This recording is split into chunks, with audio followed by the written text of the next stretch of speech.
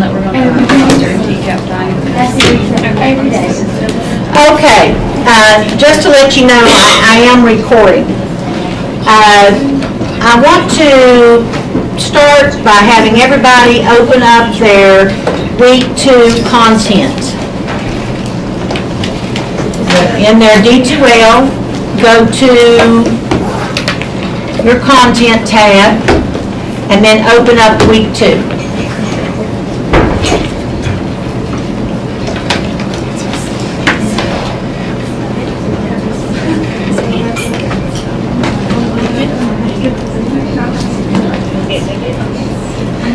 First of all, notebooks.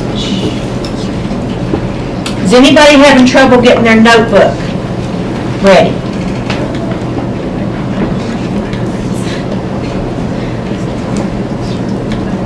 Okay.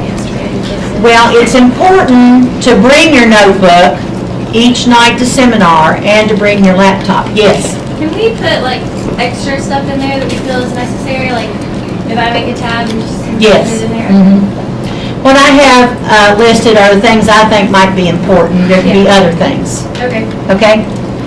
And, you know, that notebook, even though we like to use digital, sometimes you cannot interact with the text the way you need to when it's digital. You need to be able to underline things and highlight and put Post-it notes and all those things. So this week, your assignment is going to be to do a, just like last week, instead of a to-do list for task 2, this week is a to-do list for task 3. And you need to read your handbook, pages 27 through 31, and you're making good choices. Actually, the sooner you read task 3, the better. Task 3 is important because you need to plan an assessment where you are giving all of the students this assessment, and you are going to be able to collect information on how they did on your objectives.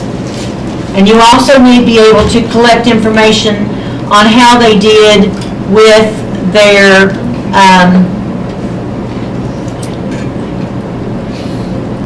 subject-specific emphasis, which for you is conceptual understanding, procedural fluency, mathematical reasoning, and or problem solving.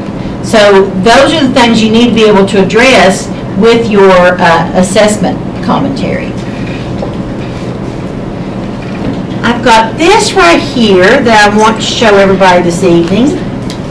So if I could get a volunteer to pass these out for me, I'd appreciate it.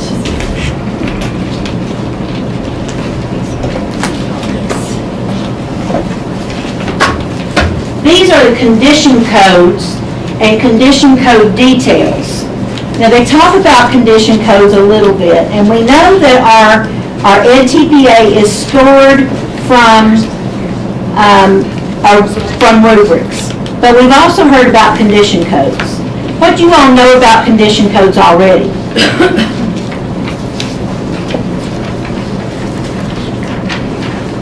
Anything? You have no idea what a condition code is? Okay. So let's say that a scorer wants to look at your video evidence and they can't get it open. How are they going to score it if they can't open it? So what happens is that they don't give you a score. They give you a condition code. But a condition code is like incomplete. So it means that they cannot score that rubric. And this right here is an extremely important document that I want you to put into your notebook. And let's take a look at some of these condition codes. For example, fewer than 3 lesson plans are submitted.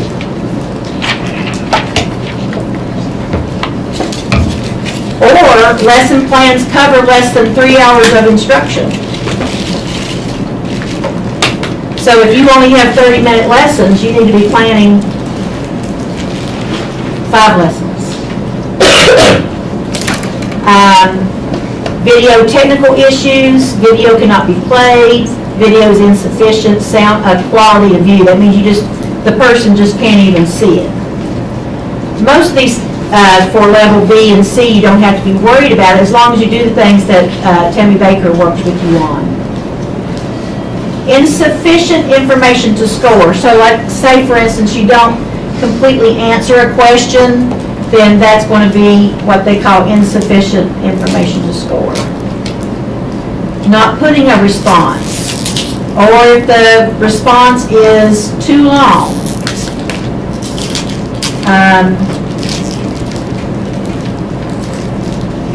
Video clips in task 2 total less than 3 minutes. Incorrect, missing, blank, or otherwise inaccessible file. Missing artifact. So all of these things that are listed, like if it says evaluation criteria, you can't skip making any of those. All of those have to have an attachment. So none of these things that they ask for, these artifacts or these files that you're making, none of them are optional.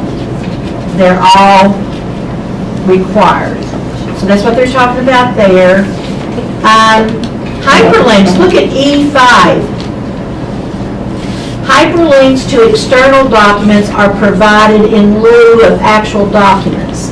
So let's say that you want to, in your instructional materials, you are thinking of, you used a brain pop video. Well, having a screenshot of the video is better than a hyperlink, because the score is not going to be able, she's not opening a Word document and using your hyperlinks. The hyperlinks won't work. And the hyperlinks can mess things up. So don't put hyperlinks. If you want to put a link or a web address, that's fine. Just make sure there's no hyperlink to it. And there's ways to remove that. If you don't know how, somebody will be able to help you. So we talked about not editing the video, as in you can't splice together different parts. That's what they mean by that. Everybody is editing the video to the degree that you're going to go through and look for clips and then clip those out. That's editing. But what they mean is that you can't splice pieces together. So it has to be continuous and unedited, no interruption in the events.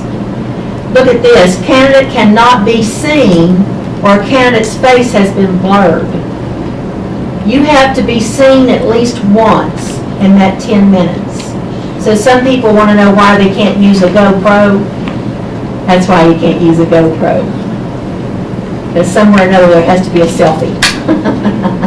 So you have to be seen, and what that does, it gives evidence that you were there. So you need to pop it in and out of the camera a lot, otherwise you won't be able to use the 10-minute clip that you pick, right? I have a question about, on the permission slips we sent home, they say there will be no identification of students.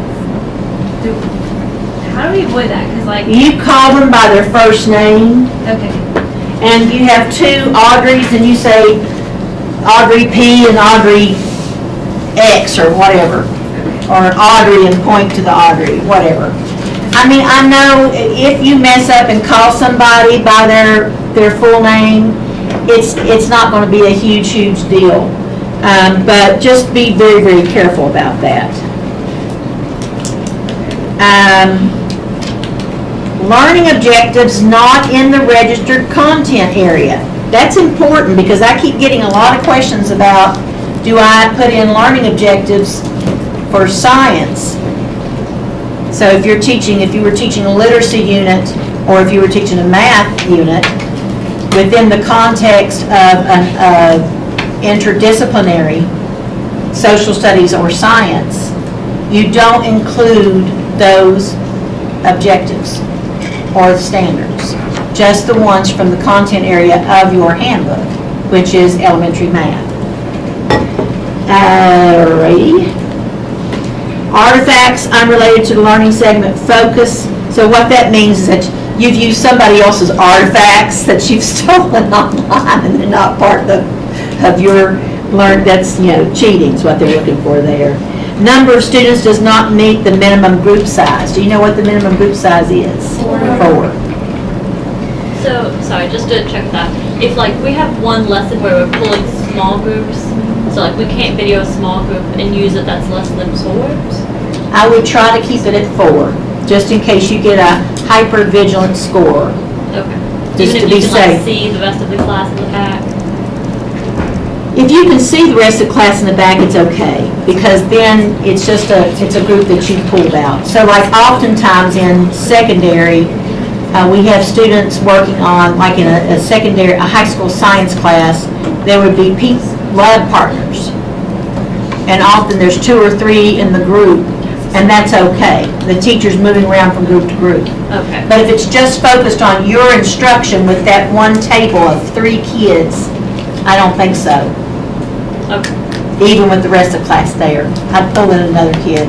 Okay. Will do. just to be on the safe side.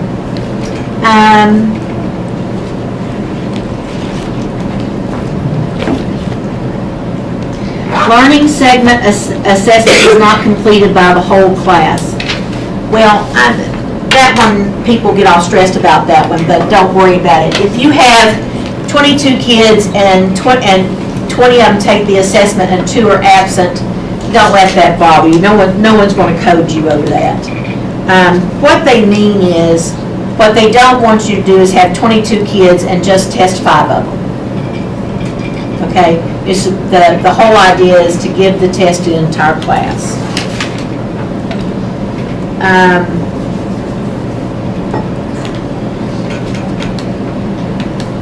So, if you describe one assessment that you're going to give the whole class, but the work samples that you actually submit look like something completely different, that's going to get you a code. And the rest of it has to do with translations.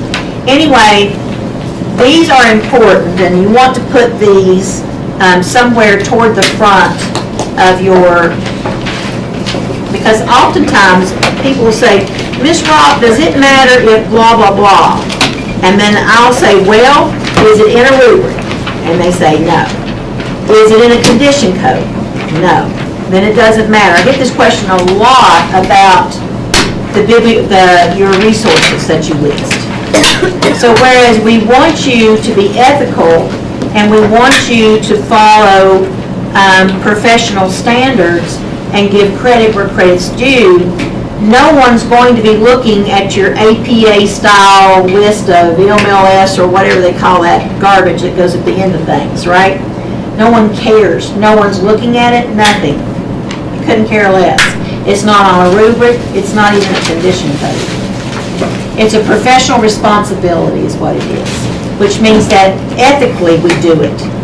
That's why you give people credit, because ethically that's what you do. But it's not going to be a big deal, for instance, if you don't have it written exactly right or something like that. It's not something to stress over. I'd do it last. It's such a small thing, okay? Any questions about these condition codes? Yes? So if you get a condition code, do you have to go back and revise it when you get your score back? If you were to get one? So it just depends on the whole picture. So if, for instance, you get a condition code and that causes you, but you still have a passing score, it might not be a big deal. But in some cases where you have a condition code, it might cause you to not have a score that's passing, and in which case you would. So I've seen it both ways. I've seen students have to resubmit because of the condition code. So obviously if the video is unscorable, and if the video is the primary source of evidence, then you're messed up completely for task 2. Okay? All right, so that's the condition code.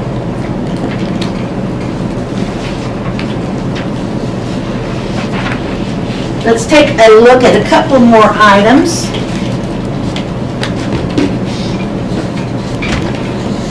In week 2,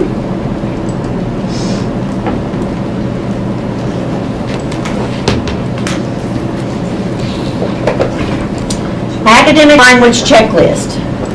So I have copies of this for everybody tonight. And I didn't ask you to print your lesson plans because I thought you could email them to each other.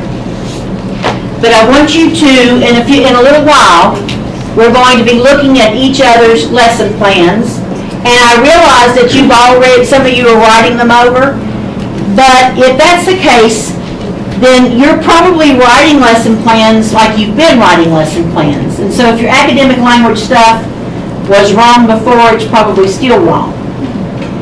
So we have a checklist that you're going to use to check one another's work. You're going to look specifically at the academic language portions of their lesson plans. Can I get somebody to pass this one out? This is the academic language checklist. Thank you, honey. I appreciate you.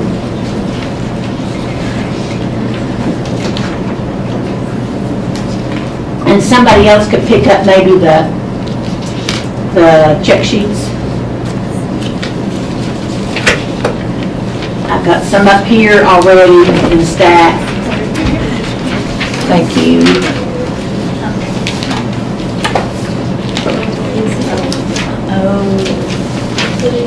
Oh, it's front back. So, yeah, it's front back. I just need one. I think mine is. Oh, never mind. Mine just says lesson 3 and then lesson 4. Is that incorrect? You've probably gotten the original. Okay.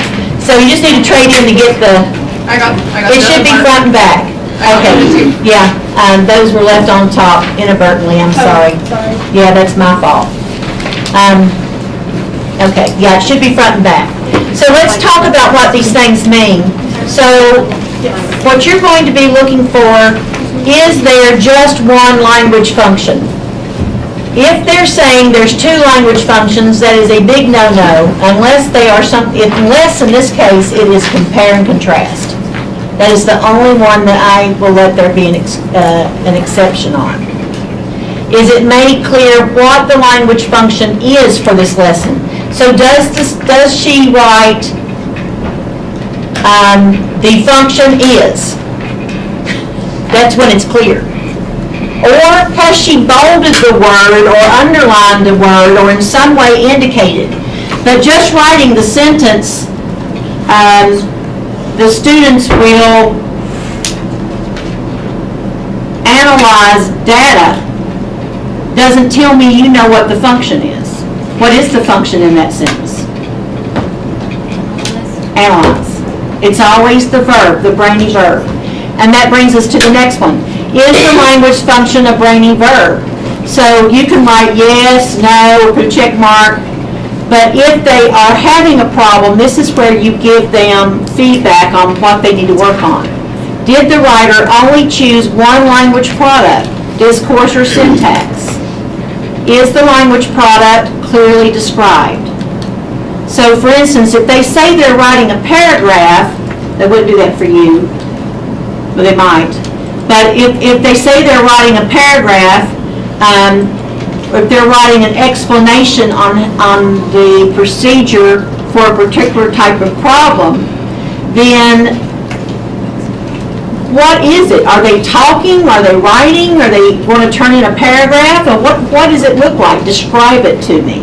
Describe me what that looks like. So the product does not have to be a thing. It can be an activity. But you need to have a clear picture in your mind about what it is you're describing.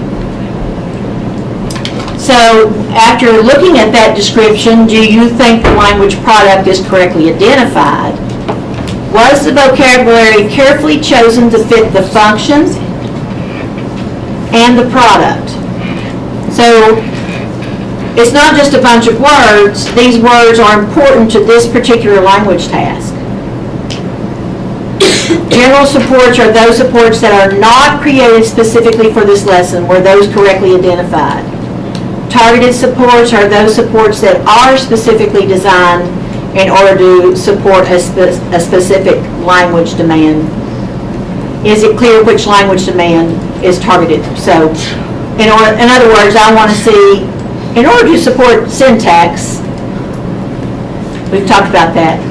Individual supports describes supports for individual students or small groups with similar needs. Were these correctly identified?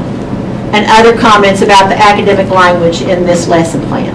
So you're going to go through that for each of the lessons. Of course, I didn't give a 5 of the third page because I was trying to save paper. But you've got it for 4 lessons, and generally speaking, you can go through, once you get through the first lesson plan, it's easier to get through the others. Then, also in week 2, you'll see that I've got a lesson plan checklist. And if I could get someone to pass that out.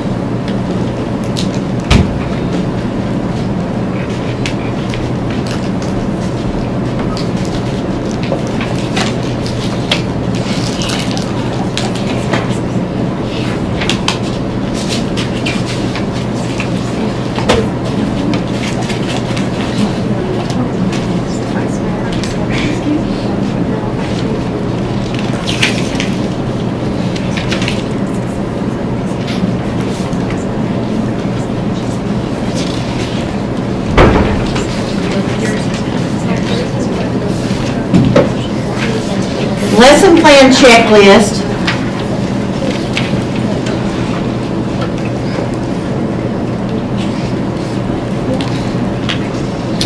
Does the file, okay, so if they think that the lesson plan is ready to go, like the ones that you submitted for me last semester, then you can double check, you can look, does the file fit the specification of the evidence chart?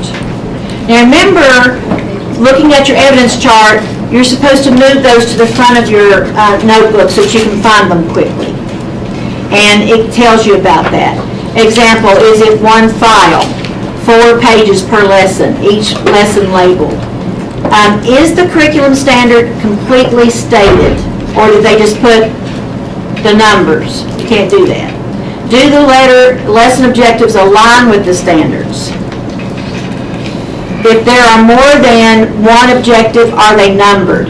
I'm a fanatic about numbered objectives. Now, this is something that you don't have to do, but this is what I think works well.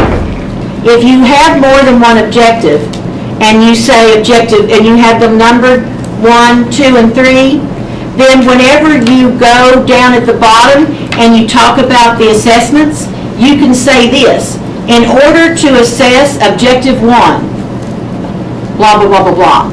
In order to assess objective 2. In order to assess objective 3. And this makes it easy for the scorer to see your alignment. Do you understand?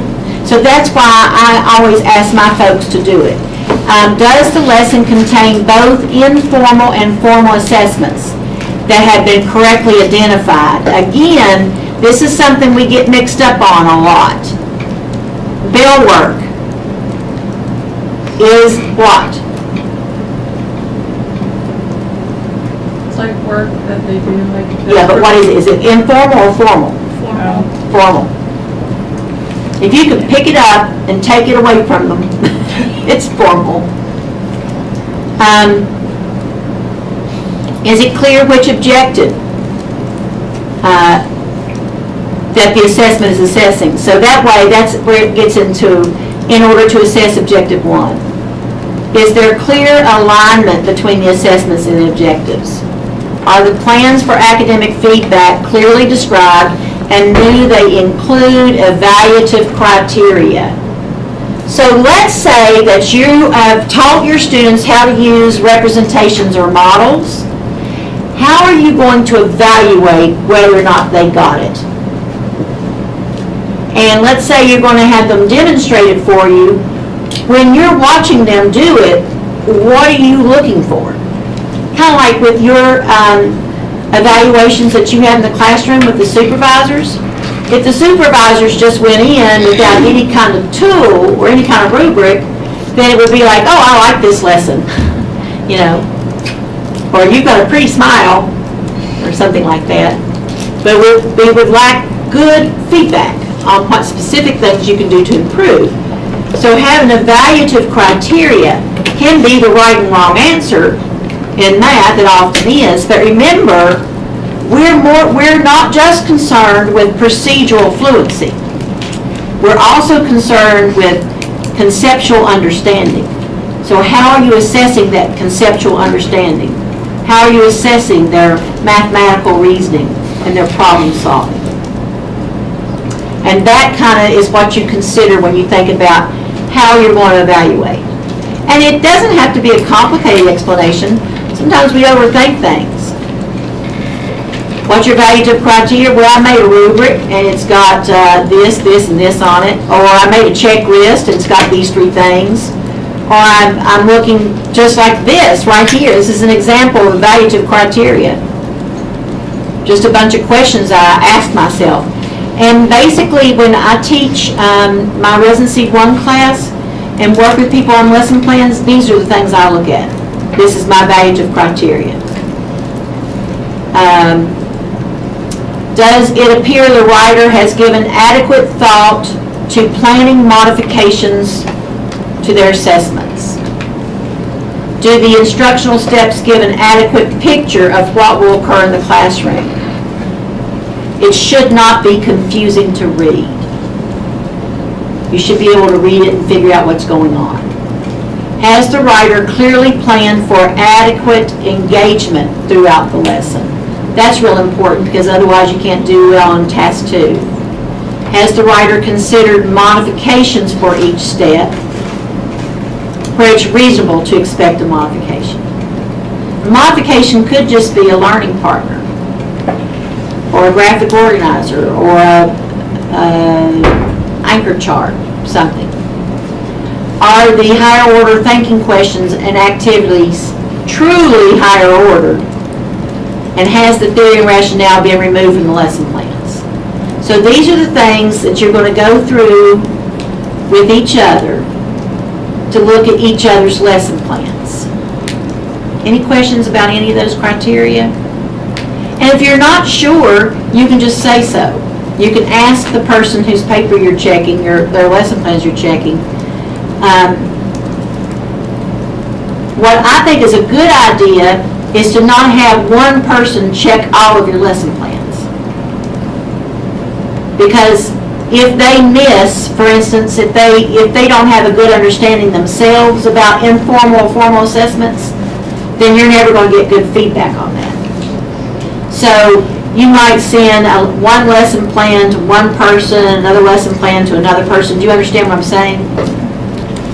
I can assign it to groups and to be happy to, if it would actually make it easier for you.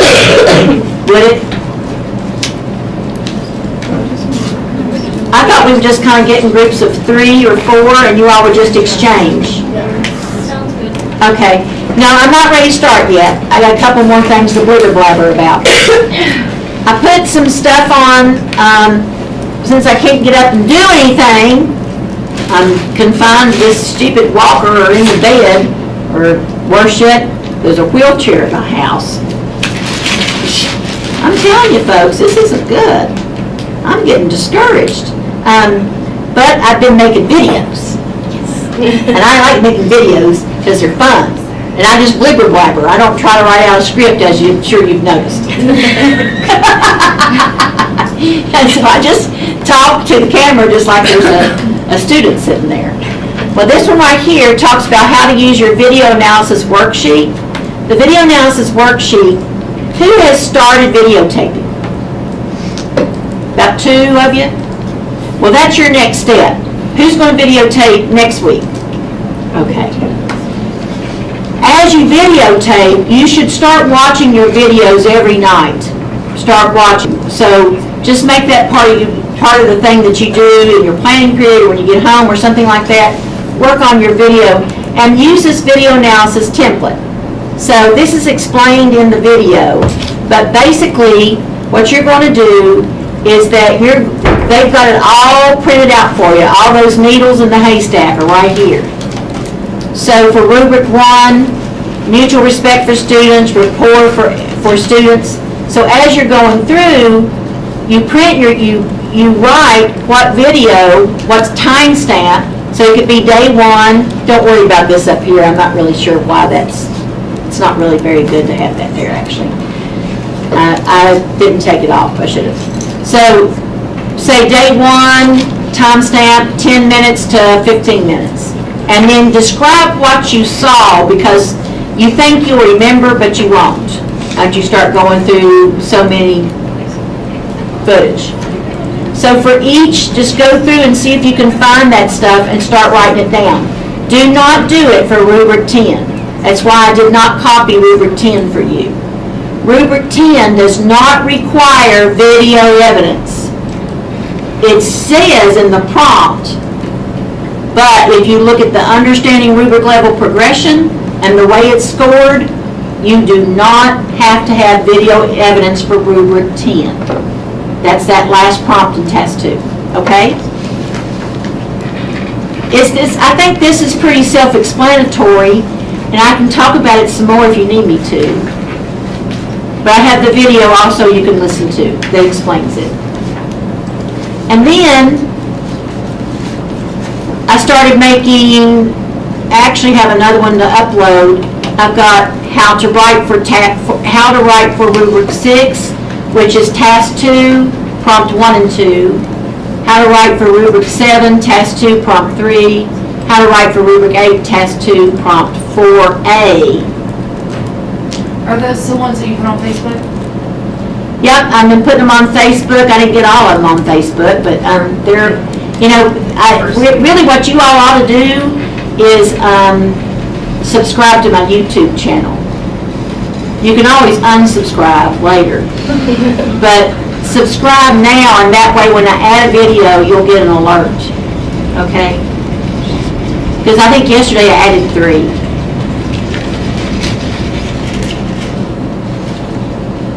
And I haven't started making money off videos yet. I had to turn on the little thing for ads. So, I may do that. You should totally do that. Might as well. We're gonna sit there anyway. Yeah. Well, I don't want any kind of raunchy ad to come out. I don't want to ruin my stellar reputation. I mean, they have some kind of raunchy actress that looks like those guys. I wouldn't like that. Condom ad. That would be my luck. There'd be a Trojan ad.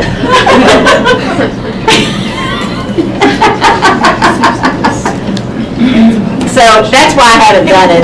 I need to learn more about it. All right.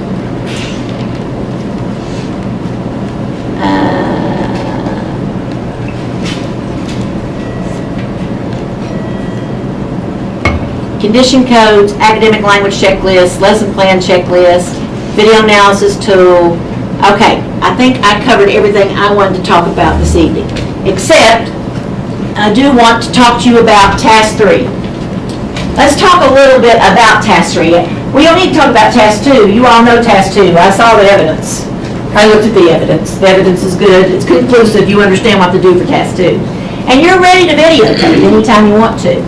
On D2L, there's a module called videotaping, or video recording, or something, isn't there? And it's got a bunch of links to Tammy Baker's stuff. And is there one that says video permission forms? So that too. So all those things are on D2L. And whenever you think something should be on D2L and you find that it's not, or if I have a link or something's not working, you know you can email me, right? And don't get offended.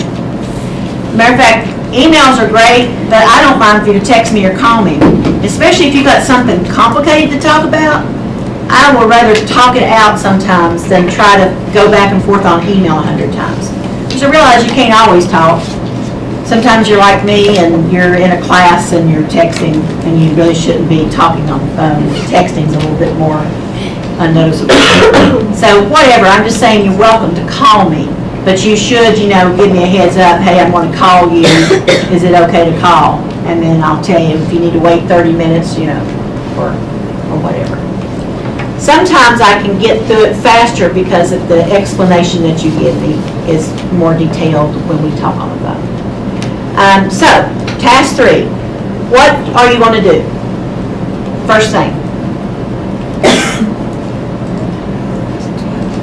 Plan an assessment. You're going to plan an assessment. Yes.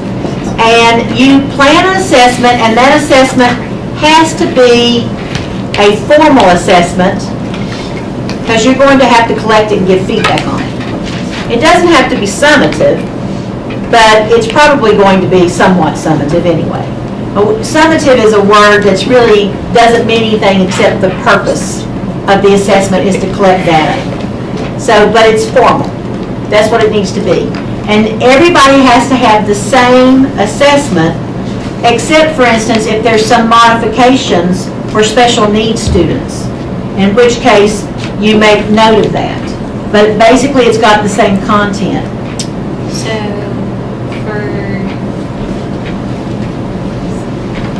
sorry, the words are not coming all of a sudden. Join the club.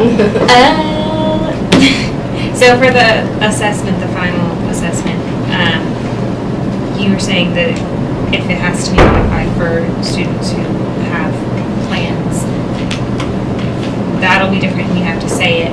What about your students who are advanced? Yeah.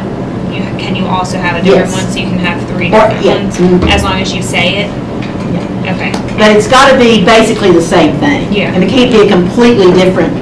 yeah, so. It's got to be within the central focus and the same objectives. Okay, so if I was having my grade level, they are representing a subtraction problem, they're just representing it, so it's given to them and they just have to draw it, act it out, and write it, say. And then the struggling ones, they have 2 ways that they show it, and it's like guided-ish.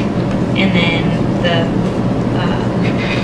advanced students would they get to make their own and solve it, Yeah. but then they show it. Yes. Okay. That's fine. And actually, I think that it's good. It's more than fine. So another thing to consider is that if you pull out your notebook real quick and go to your handbook section and flip over to rubric 11. Rubric 11. And this is one of the assessments that we've already planned into our.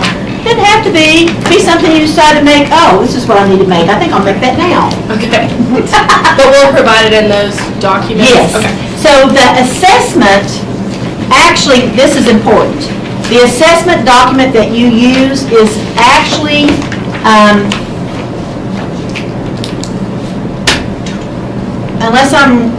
where's your evidence? Let me look at your evidence chart real quick.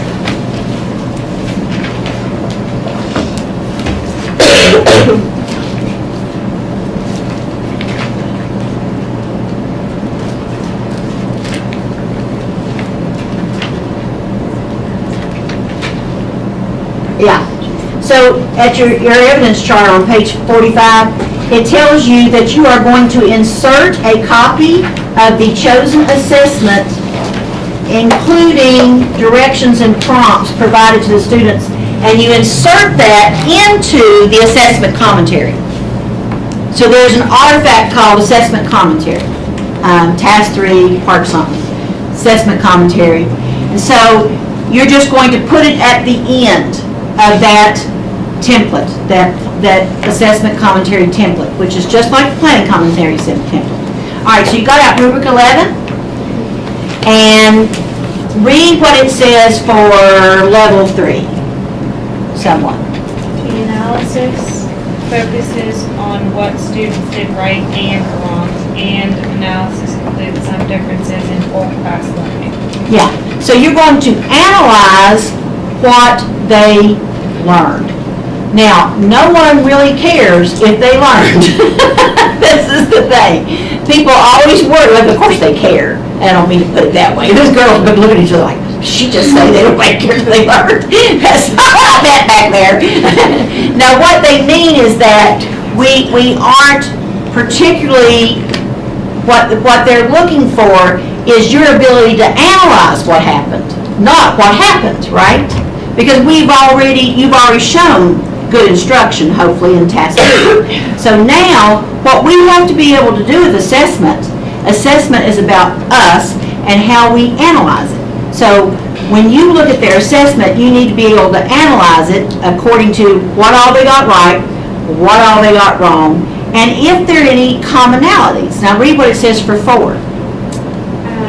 Analysis uses specific examples from work samples to demonstrate patterns of learning consistent with the summary, and patterns of learning are described for whole class. Yeah, so you're going to find 3 patterns of learning. That's not going to tell you that anywhere in anything you're going to read. But you're going to look for 3 because you're going to have 3 patterns. This is what they got right, this is what they kept getting wrong, and this was maybe something that you noticed something else, like a misconception. But there's going to be a 3rd thing. And then you're going to have a student work sample that represents that pattern. The reason you do it that way is because you're going to make an argument using quantitative and qualitative data. And that means, in regular people terms, that you're going to defend your learning patterns by saying, look at the evidence, the chart, the graph I made. And look at this kid's paper. That's qualitative evidence. Qualitative evidence is where they look at the paper. Quantitative evidence is where you make the graph. So that's why you're going to find those 3 patterns of learning. And what does it say for the 5th thing? Analysis uses specific evidence from work samples to demonstrate the connections between quantitative and qualitative patterns of learning. So this is how you make a 5. You find 3 learning patterns, and then for each pattern you find a student that matches that pattern, right? That demonstrates that pattern. And then you say, 85% of my class got this specific blah, blah, blah wrong. This is further evidenced by student A's work when he writes, quote, you actually quote the student. So is that like where our focus students come in? Yes. So when we're making the graph, we don't need to include every student on the graph? You include every student in the graph because what you're looking at is at the totality of the class. So when it says including the focus student, they don't mean that you have the students and then focus A, B, and C as separate data. And a lot of people think that they're supposed to choose their focus students now, and you don't. Who does that is special ed. You don't. You choose your focus students based on whose paper is going to give you the best evidence to make your argument about the learning pattern that you found. Now here's another really good hint to help you do better with the last rubric that everybody sucks on, rubric 15. And that hint is, it doesn't ask you to do it in prompt 1 of task 3, but you should analyze your evidence based on your subject-specific emphasis. Not, for example, they did well on question 1, they did well on question 2. That tells the score nothing. What you say is they did well on this, which was conceptual understanding. They did poorly on this, which was procedural fluency. And a lot of them had misconceptions about this, which would be their problem solving. And the reason that helps you with rubric 15 is that that's next steps. And do you remember how last week when I talked to you about subject-specific emphasis? I mentioned that, and I said that if you can look at your class and you can say, hey, my kids are doing pretty well with procedural fluency, but they're still having trouble with conceptual understanding, and they really are struggling horribly with mathematical reasoning or problem solving. Then you know that in the next thing that you teach, you can continue doing what you're doing with procedural fluency, but you need to do something different to start helping them with conceptual understanding, right? So that's how you think about it with next steps. Next steps is not like, this is what we do next because it's the next thing in the book. And it's not, this is what we do next because we're going to go back and remediate. Because truthfully, if you stay on one type of math thing and just remediate until 100% of the class has got it, you will never move from addition. We'll be learning to add the rest of our lives. You have to go on and spiral, a spiral curriculum. Y'all want to know what that means? So you're spiraling and you're picking up things that they didn't do well on last time. So as you're learning a new skill, you're building on something from last time that gives you opportunity to go back and review. Spiral. Okay. So you're going to choose an assessment. You're going to give the assessment. You're going to make sure you collect everybody's paper. And they've got their names on them, right? And then you're going to look at all the papers, and you're going to make yourself some stacks. You're going to say, oh, everybody's doing really well on this, and other people doing. You're going to start analyzing, making stacks. You're going to make a graph that shows how they did on their objectives. And I'm going to have a graduate student, my graduate assistant, has had the flu, but he's going to be in here, and he's very good with Excel, and he can show you how to make pretty graphs to put into what you need to do. So he's going to be in here, he's going to help us with our graphs, and I've got other people too who might come and help us. So we're not going to worry about the graphs, but we do want a graphic that shows the argument that we're making. That's our quantitative evidence. Yes? For the 3 patterns, you said focus on like what they got right, misconceptions, and what was the other one? What they got wrong, What they got wrong. what they're still struggling with. So I'm doing, they're gonna have a worksheet, but then they are also videotaping on their iPads and submitting. So part of their assessment, it's not just like taking a picture of it, they take a picture of it and they explain. So how would I submit a student work sample? I just show the worksheet then, and then just quote what they say in their responses. What grade is this? Kindergarten, because they can't write full sentences. We'll look at making good choices to double check, but often I don't know if you're allowed to have work sample video. Look at your evidence chart on page 45 and see what it says for 44 and see what it says about evidence chart, the evidence for work samples. Because if it can be a video, then that's fine. See if the file type includes video. And what does it say about the length of the file? I'm still trying to find it. Best thing to do. Okay, task 3, it says no more than 3 minutes per focus student. Okay, so, but you have to plan, if you're using the ETSU's cameras, you gotta plan that. Okay, they use the Seesaw app and that's on iPad. So I can download it from my computer because I get it on the teacher's. Is it gonna be file type you need? I can convert it. Okay, well, you're way ahead of me. Yeah, so that is something you have to consider. Who's teaching kindergarten, first grade, non-readers? Okay. You all have to make sure, in the next step, after you've gone through and analyzed and you've chosen your 3 focus students, you have to give detailed feedback to those students. And the feedback needs to include 3 things. What they did well, what they still need to work on, and a strategy.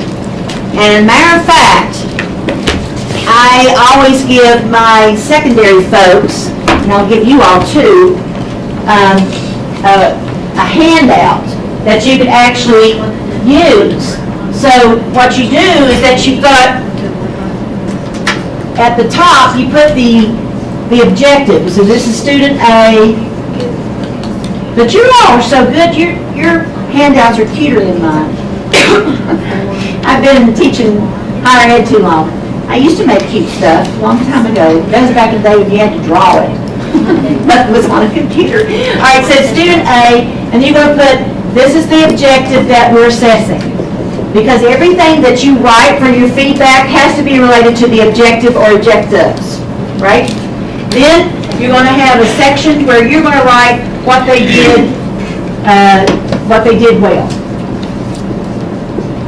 And then what they are struggling with. And then strategies. So a strategy or a reminder about prior learning or something like that. So say for instance, you did really well on this, and you don't just say if you did great, you say why it was good, right? You give detailed feedback, not just good job, praise. So I give you all a lot of praise on purpose on D2L because I have to be careful of feedback, so I stick with praise. And but praise isn't feedback. So feedback is, this is really good because, but you can't give written feedback to non-readers because one of the things that you'll get a 1 on is giving, not giving age appropriate or developmentally appropriate feedback. So you have to make sure they can read the feedback. And so you can actually videotape the feedback, right? That's on there too. And so videotaping the feedback, I'm telling you, I saw one video, so cute. This one of my elementary folks I had about a year and a half ago, I had her in the fall. And she videotaped the feedback and she said, you did a great, she's got this little kid here at the table and she's got scripted what she's going to say. And she scripted out all of those things, did well, struggling, strategy. And she was all prepared with her feedback. And so she said, she high-fived the kid and she sat down and she talked with him about all the things he did right, all the things he was still struggling, and then gave him a strategy for next time, and he worked on it right then. And it was video evidence, and let me tell you, it was powerful. And she got a 5, of course, on feedback, that particular rubric, which of course she would. She hit every part. Yeah. So for that, could you do it the next day so that you can make sure you see everything, or could you do it like if you're teaching, because I'm teaching math, we normally do that in the afternoon, but we're not entirely, I might end up. So you can set up the feedback at any other time, Okay. another day, whatever. It doesn't have to happen. Yeah. This is a separate video. Alright. So it can be the next week, you know. But can it happen instantaneously? Because in my kindergarten classroom, you have to like get your work checked. But the before you problem with come on. doing that is that you haven't had time to decide by analyzing who's going to be your focus student and who needs to be videoed with their feedback. I mean, you need to be giving everybody feedback in your footage anyway, right? Because feedback's a good part of instruction. But for what we're talking about, this is something that you're taking time to do, to give feedback on specific pieces of work that you've pulled out. Now, it's understandable. This is always, everybody thinks that people who wrote EdTPA lost their mind because no one gives this kind of feedback. And good Lord, can you imagine if you gave feedback on all your assignments like that? I mean, you wouldn't have time to teach because of feedback. So it's important to keep in mind that what we're assessing is your knowledge and ability to apply best practice given the opportunity to do so. So just because we don't have time to do something doesn't mean we can go through life not knowing how to do it. So giving a perfect set of circumstances, what is the best practice for feedback? And that's what you have to keep in mind. And please tell that to other people who say that is the dumbest thing I've ever seen. No one can give feedback like that. Because it is impractical but it's still best practice. That's why the smaller your class size, the better. You're more likely to be able to do those types of things. All right, then, okay, this is important too. You have to plan on how you're going to help the students understand and use the feedback. So, of course, sitting down and conferencing with them one-on-one that you just captured on video is an example of you helping them understand the feedback. Even if you don't videotape it, explaining how you're going to pull the students aside and show them one-on-one. Or what if you got a student that made a 100 or just did everything perfectly? What kind of feedback can you give them? Enrichment opportunities. Enrichment opportunities. Just because sometimes our students that are really, really bright are our most challenging ones, because they make us have to think about what we can do to challenge these students. But my favorite thing to tell people is this. If you ask people in this nation what our greatest resource is, they'll say, well, oil, gas, coal. They'll come up with all kinds of things. But you know what our greatest natural resource is? Humans. Everything takes humans. And the smarter they are, the better. And the more educated. That's why we're in this business, because we believe that. So we are protecting human resource when we are taking care of our really bright students. Because once they get there, they're all eager and still on it, a lot of them loving to learn at the age you've got them right now, but you should see them when they get 9th grade. It's so sad. It breaks your heart.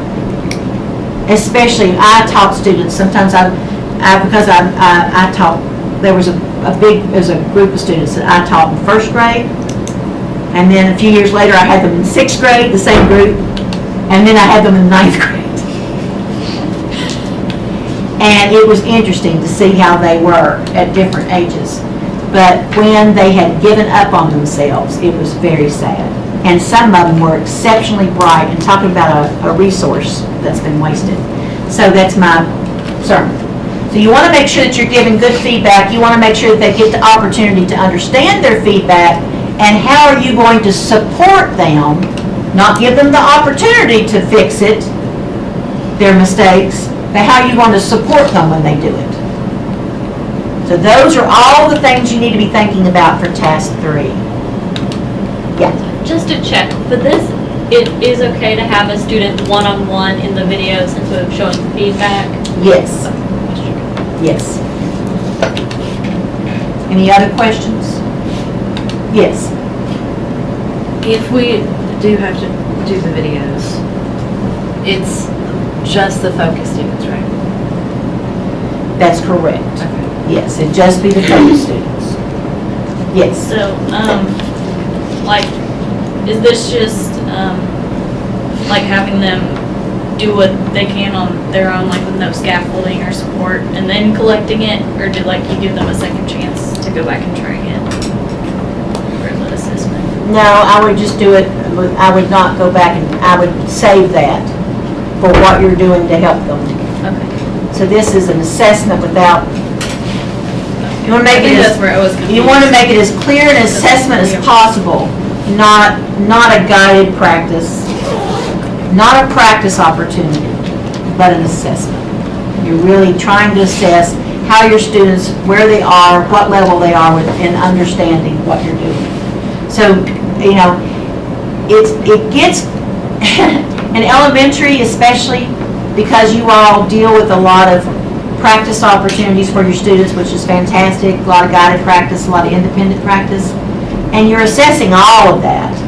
So it's hard for you sometimes to discriminate between practice and assessment.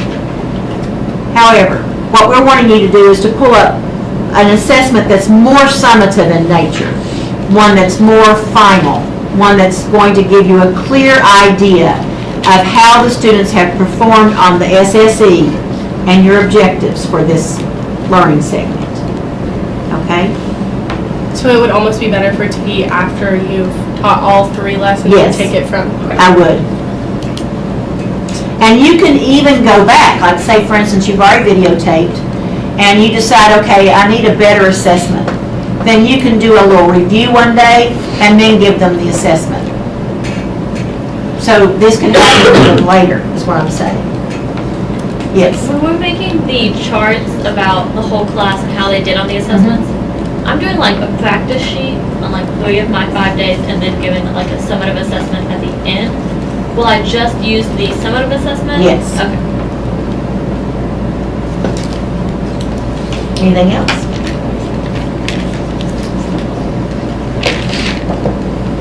Okay, well, I don't even know what time is it. What time is it? Okay, so after our break, then I'm going to want you to get into your groups. I think groups of 3, 4, or 5. And you're going to email each other, kind of pick a leader, somebody who will keep everybody in line. And you're going to email your lesson plans to each other, and you're going to use the worksheets of the little sheets that I gave you, and I've got extra ones, right, if you need them. But you just start giving each other feedback on the lessons. Now what you can do is that, like this academic feedback sheet, let's say it's for Asha. Is that pronounced right, honey? Say this is Asha's feedback sheet. So if she's got friend 1 doing lesson 1, then that sheet goes to the next friend, they're doing lesson 2, the next person's lesson 3, right? So you really shouldn't need more than 1 sheet if it works that way. But if you do find that you need one, I've got extra. Let's take a 10-minute break. Stretch your legs, have some social time, go to the restroom. And so it's at 5:50, let's be back in here and get back in our groups and do some work. Yeah. So, for the assessment that we use to assess our kids, so I'm gonna do mine on Friday. At least they can. Sum up what they learned, Any other time we need. what I taught, and then what my mentor taught today. Do we need to write that into the lesson plan, or say that I decided to do it on Monday instead of Friday? Do we need to have that written into the lesson plans, or? You can put it and say that this will occur the following day. Okay. Yeah, this fine, yeah. Okay. But no one's going to check it that carefully or care, really. 20-minute clip of the kids just taking a test. Yeah, that doesn't really need to be on the test.